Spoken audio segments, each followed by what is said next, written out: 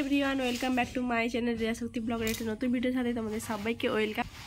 অনেকদিন পরে আমি আবার ব্লগ শুরু করছি। আমার এরকমই হয়, মানে কচ্ছপের মতো এখানে থাকি, খরগোশের মতো দৌড়াতে পারি না। তো সে যাই হোক, তো চলো ব্লগটা স্টার্ট করছি। এখানে বোন ঘরগুলো গুছাচ্ছে, মানে আমি এসেছি বাবার বাড়িতে। মানে কেন এসেছি, কী জন্য এসেছি কিছু এখনও বলতে পারছি না।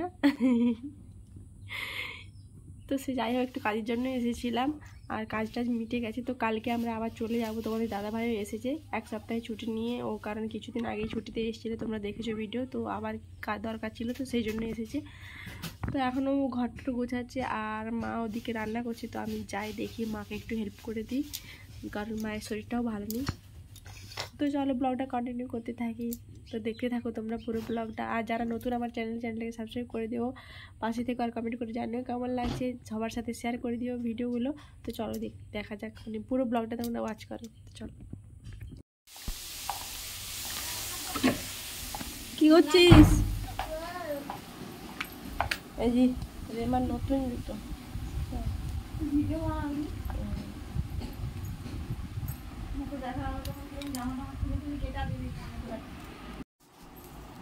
তো আমি যখন এই যে রেমাদের রুমে আসি, তখন এইটা খাই সবসময়।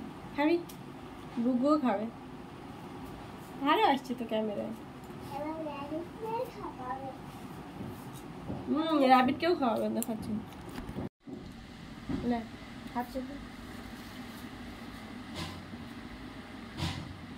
খা।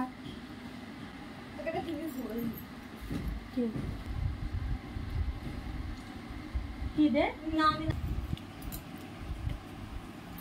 আচার? এটা কিসের আচার? কালকেই দেখবি। রেমা আমাকে আচার খাচ্ছে। কিসের আচার? তেঁতুলের? খেয়ে দেখ না, চালতার। খেয়ে দেখ।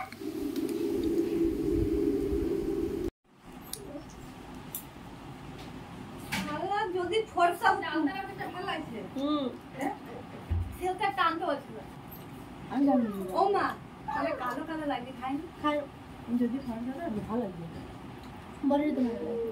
আর তোকে আজকে দিব বলে আমি বলছি আজকে মনে কালকেই দেখতে আমি সাম বল সব শেষ করে। ওই আনন্দ হেলে হেলে কালা দেখ রে বুগি রে খাবিও নি তো কাল না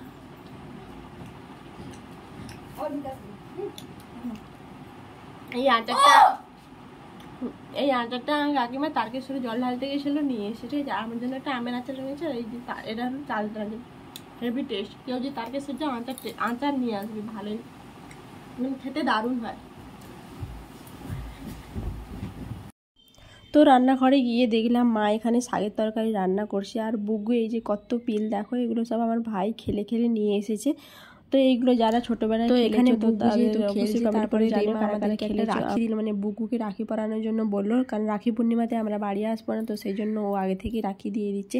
এই রাখিটা আগের বছরই তোলা ছিল, তো ও দিল। তো আমি বললাম আমাকে আরেকটা রাখি দিয়ে, যেটা আমি আমার ভাইকে পরিয়ে দিয়ে চলে যাব। তো সেই জন্য ও আবার আনতে গেল রাখি, আবার নিয়ে এসে আমাকেও দিল রাখি।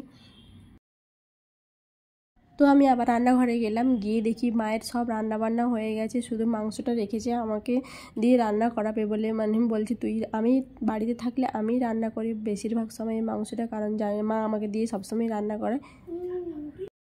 তো এখানে বোন ভিডিও করছিল, আর বলছিল যে তুই রান্না করতে পারবি না এরকম করে।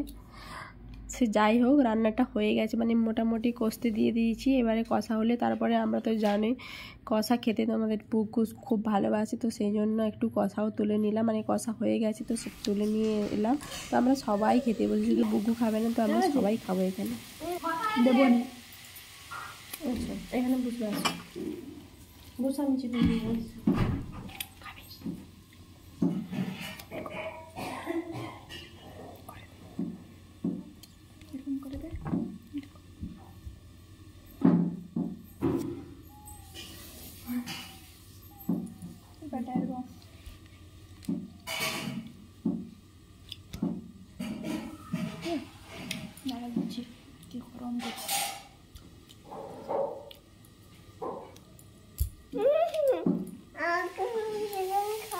আচ্ছা নাও।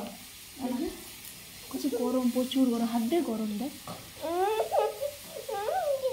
দিদু।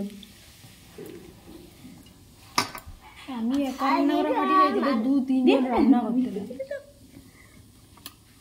এনে কি ওদিকে কি রে, কতগুলা থামকে দেখা যাচ্ছে। ও বাবা ওই খেলে ওটা আমি তো দেখি ওটা।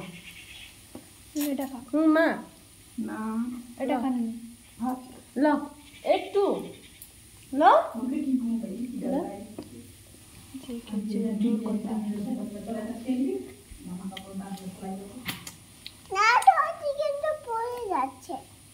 তোমার চিকেন পুড়ে যাচ্ছে, তুমি এখানে কি করছো?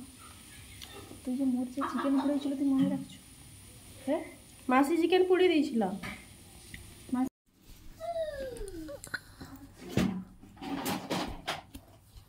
বুকু রুকুলিয়া বালি গেছে নিম্বু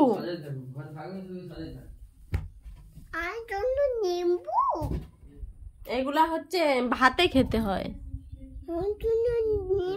হ্যাঁ, এগুলো ভাতে খেতে হয়। দাও আমাকে, দাও দিদুনকে দিয়ে আসি, দাও চলো দিদুনকে দিয়ে।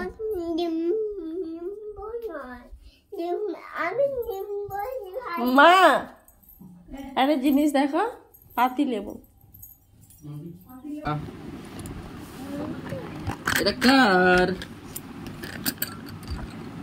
বুকুটা কার?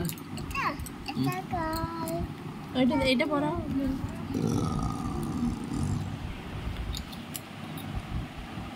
ডিজাইনটা দেখছো? তো শ্রাবণ মাসে সবুজ চুড়ি পরতে হয়, আগে কখনো আমি পরিনি। তো এবারে তোমার দাদাভাইকে আমি বলেছিলাম যে নিয়ে আসবে, ওকে বলেছিলাম সেই সরু সরু যে কাঁচে চুড়িগুলো হয় সেগুলো আনতে, আর ও এইগুলো পেয়েছি বলে এইগুলো নিয়ে এসেছে। এগুলো একটু মোটা, তো তারপরে নিয়ে এসে আমাকে আবার পরিয়েও দিচ্ছে।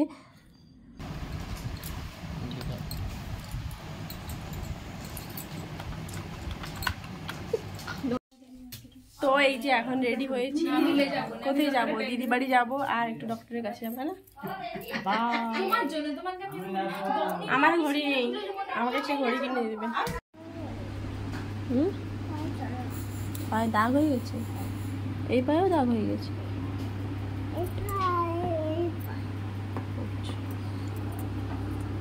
ডক্টরকে বলছো তো? চুল কাটছো কেন?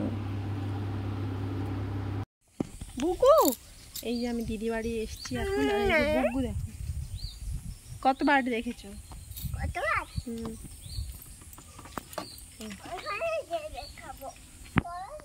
তো আমার দিদি বাড়িতে বার্ড আছে অনেকগুলো, তো দেখাচ্ছি যখন।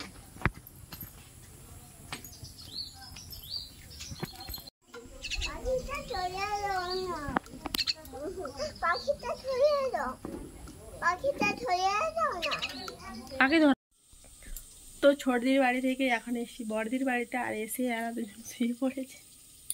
আর আমি এখন বানাচ্ছি ম্যাগি, মানে দিদি বাড়িতে এসেও নিজে রান্না করছি, নিজে রান্না করে নিজে খেয়ে চলে যাবো। ডিম ভেজেছি, ম্যাগি।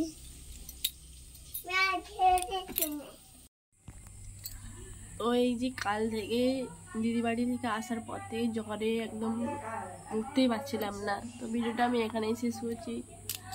Tata bye bye. ভিডিওটা ভালো লাগলে একটা লাইক করে দিও।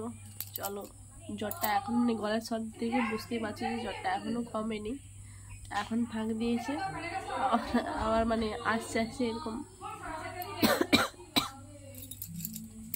চলো টাটা বাই বাই।